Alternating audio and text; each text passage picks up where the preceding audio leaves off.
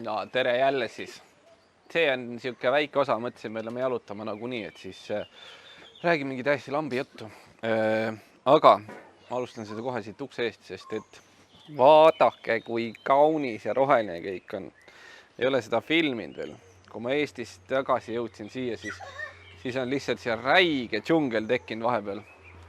Et kõik on nii roheliseks läinud. Kõik on nii kauniks ja ilus, kui üldse olla saab. Tore vaadata. Näete, siia ma kunagi tegin, Aikoga tegime uued lipid, värvisime ära asjad. Ja ma lõpetasin siin, ta läks ennem ära, kui valmis sai. Aga sai natuke ohutumaks tehtud see teema siin, sest ennem oli kõik ära lagunenud. Aga rohkem pole siin väljast midagi muutunud peale selle, et sinna on diivan tekkinud, mis me kunagi tõime. See oli garaažis ja võtsime selle välja sealt. Sest et see võtab palju ruumi ja me tuppa ka seda ei pane. Sest toas pole kohta selle jaoks ja ei viitsi tassida ja sai see suitsuvärgi. See oli mingi siin tubades. Siin on hästi tavaline teema, et siin suitsetatakse hästi palju tubades, mulle tundub. Sest see, kus me selle saime, see oli lihtsalt rämedalt suitsuhaisu täis. No nad suitsetasid seal sees, et selles mõttes läksid tuppa niimoodi ja puum, kopsuvähk nagu Insta, mitte midagi muud seal ei olnud. Et see oli räige.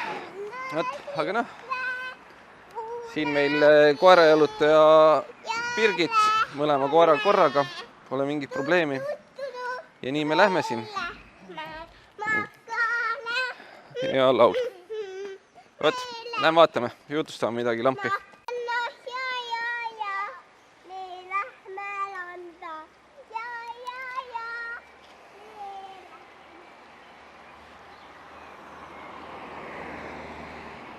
Kolmapäevad on meil siin prügipäevad, siis võib kõik suure mandi tassida siia prügikastide kõrvale ja see viiakse ära siis. Siit on Birgit saanud päris palju asju. Ma isegi võtsin eelmine kord mingid need, ma ei saa nüüd keerata kaamerat siin ümber väga. Võtsin mingid plastikkarbid, kuhu me igast sugust jama sisse pista. Et keemiat ja pudeleid ja asju. Või mitte karbid, vaid need piimaplastik sahtlid või korvid või ma ei tea, kuidas neil öeldakse, 4-kandilised. Et seal siuke teema siin on Hispaanias, et meil on kolmapäeviti siin see teema. Ja praegu on sinna mingid diivanid asjad veetud. Aga meil on mingi kapi saime sealt, kus on klaaside kapp. Klaas küll katki, aga saab kasutada. Ja selles mõttes on hea, et siuke teema on, et lihtsalt kellel pole autot ega võimalust ise ära viia, siis nad toovad siia, inimesed saavad neid võtta sealt. Algul mõtlesime ka, et mis asja, et siin inimesed viskavad nagu prügi, lihtsalt tassivad prügikastide juurde ja siuke ongi mingi hetk kaovad ära lihtsalt. Aga ei, kolmapäev on see päev, kus seda tehakse. Üks huvitav asi, mis siin toimub. Ja ma ei ole kordagi maksnud prügimäel prügi eest. Kui ma viin sinna, siis on alati tasuta. Mingi kogus lihtsalt 6 kotti, ütleme nii. Ja ehitusprügi ja tasuta. Ja kõik ülejäänud ka. Kõik. Ongi lihtsalt enam-vähem mingi kogus ja siis nad võtavad selle tasuta vastu. Tüli hea ja mõnus siuke teema. Meie jätkame teekonda. Mitte kahjuks sinna mägedesse. Me läheme lihtsalt edasi ja vee äärde. Lapsed tahavad natuke vees sulistada.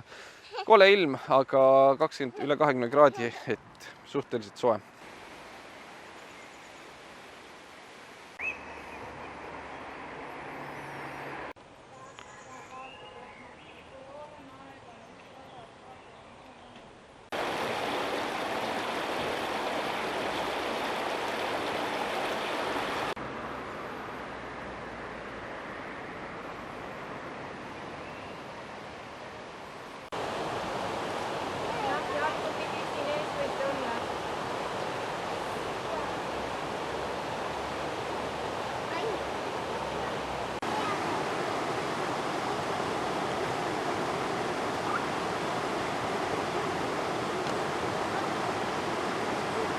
tulime siia vee äärde, siis natukene lapsed tahtsid vette tulla, nagu ennem vist juba juttu oli. aga Holdenit praegu ei lase, sest et ta saab märjaks. Ta ei kuiva enam ära, aga kell on 7 läbi juba. Et Chase naudib siin, aga Chase on meil siuke väike kiisuke, temale vesi väga ei sobi, tema ei taha märjaks saada, vihma sajab, siis temale ei meeldi õues käia ja siuke poiss on tema. Aga ei, tema, see on kõik, oi, see on vist nii sügavalt pole kunagi läinud. Holden läheks kohe lihtsalt ujuma sinna. Mis ma veel räägin? Põhimõtteliselt ma natuke, kuna nüüd ma lähen varsti sellele autole järgi lõunasse, siis ma tegin juba kindlustuse ette ära ja Danieli kaudu sai kindlustus tehtud seal. Et põhimõtteliselt kindlustus maksab siis aasta aega 300 €, 303 vist äkki tuli või midagi. Aga ma vaatasin, uurisin, mis seal kindlustuse siis, mida ma saan selle kindlustuse eest.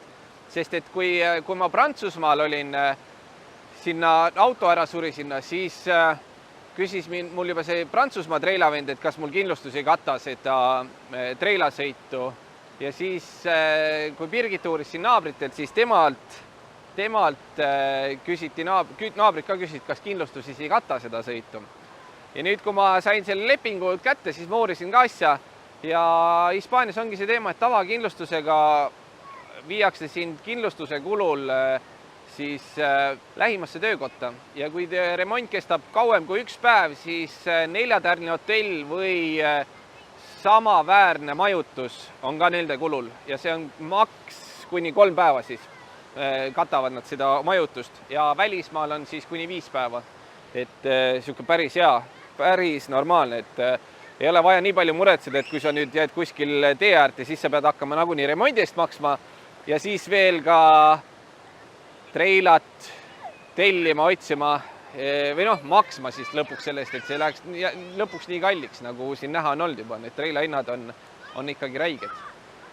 Ja siis ma vaatasin, et seal on klaasikahju. Tavakindlustus tundub, et katab ka kõikide klaaside kahju. Ma ei lugenud sealt välja, kas see on vandalismi korral või mitte.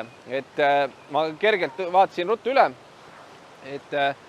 Aga seal oli kirjas, kui on kuskil mõra sees või midagi, siis kindlustus katab ka selle kulu. Aga ma ei tea, et kellel on sinna olnud kindlustatud masinaid ja teab täpsemalt, siis võib ka teada anda kommentaariumis. Et ma niimoodi hästi põgusalt vaatasin, mis ma saan selle raha eest siin üldsegi. Et jah, no nii kallis see kindlustus ei ole, kui mul tsiklil näiteks. Et selles mõttes tsiklil oli ju 500 € nüüd tuleb aasta siis. Aga see võib olla selles ka, et siin on mingi aeg läheb see antiigiks või retromasinaks ja siis vist maksad rohkem, kuna ta on 89 aasta mul, siis võib-olla selle eest ma maksan, et ta on vana ratas ja antiik nii-öelda või siuke. Jah, ma ei tea, et siuksed asjad praegu, eks ma vaatan, kui midagi huvitavat veel meelde tuleb, siis saab jutustada siia mingit lambi juttu juurde. No nii, Oitsuke lasti lahti nüüd, tema saab ka ikka kujuda, sest ta nii väga siin tõmbles ja Birgit ei viitsinud enam kinni hoida ja Kiisu poeg, tema vaatab ainult eemalt. Ai, okei, väga hea, märjaks ei saa veel. Aga jaa, Holdenile meeldib väga vesi, Chase'ile mitte üldse põhimõtteliselt. Viimane jutt, mis mul veel siin meelde tuli, mida võiks rääkida selles lambises kesknädalases või keset nädalases väikses mingi mini osas on kindlustuse teema või ülevaatuse teema. Ma arvan, võib-olla teeme sellest ka pikem osa lõpuks, kui on asjad selgemad. Aga praegu on niimoodi, et tahtsin tsiklile hakata ülevaatust tegema, vaatasin netis aegasid, meil siin külas on, või teises kõrval külas on ülevaatuspunkt ja mõtlesin, võiks ülevaatuse teha. Läksin netti, tahtsin aega kirja panna. Siin iga päev 5 ratast vaadatakse üle. Esimene aeg on kell 9, kell 11, kell 1, kell 4 ja kell 7, midagi sellist. Kui tuli rohkem, siis mingi aeg on vahelt ära vaja võtta lihtsalt. Aga umbes siukestel aegadel, et ainult nagu 5 ratast. Sõidan pool tundi kaugemale, seal on mingi 20+ aega iga päev ja saab nagu kohe ülevaatuse teha. Aga ma ei taha siin üksi minna, sest et mul on vaja ju tõlki ka kaasa ja mina seal nii palju ei saa aru võib-olla. Et siis oleks hea Birgitiga siin minna ja lastega, et nad tulevad kaasa, aga praegu ei julgegi lihtsalt koha peale sõita ja vaadata, et kas on elav järjekord või ei ole. et sihuke loll süsteem. Ma ei tea, miks siin on niimoodi, et siin ainult 5 aega on, kas siin siis nii palju autosid käib ülevaatusel või mis teema on. Aga siin on tsiklitel oma väike putka, kus sul on siis vist piduristendid maas ja siin on ikka täiesti teine teema see ülevaatus, kui on Eestis, et lähed parklasse, vajutad pidurit ja pidur on olemas ja võid edasi sõita. Et no okei, nii hull see Eestis ei ole, oleneb kus käia, et seal, kus ma olen käinud, seal ikka tehakse normaalsed piduri kontrollid asjad, aga ma olen igast juttu kuulnud, kuidas tehakse. Et lihtsalt kuskil parklas vajutatakse 2 korda pidurit ja ongi pidur olemas. Aga jah, siin on siuke, et aeg kirja, esimene aeg on 23 juuni, praegu on 11 juuni ja ma ei ole pannud praegu aega. Et äkki kui auto saab, siis mõtleb midagi välja, et kuidas ülevaatuse teeb või siis ma panen lihtsalt hilisemaks, et vaatab. Või noh, siis kui auto on, siis me saame lihtsalt koha peale sõita ja küsida, kas on elav järjekord või mitte või tõesti ongi see, et ma ootan oma rattaga, kui ma saangi ainult siia kohalikusse minna, ma ootan pool kuud aega, natuke imelik. Aga praegu, jah, sellega on kõik, ma ei oska siin midagi praegu rohkem siukest huvitavat rääkida, et me tulime jalutama ja mõtlesime, et siis võiks mingi suvalise jutu teha siin. Et jah, siuke osa see oli. Ja ma ei oska midagi muud siin öelda, mitte midagi. Lõpetame. Davai, tšau siis!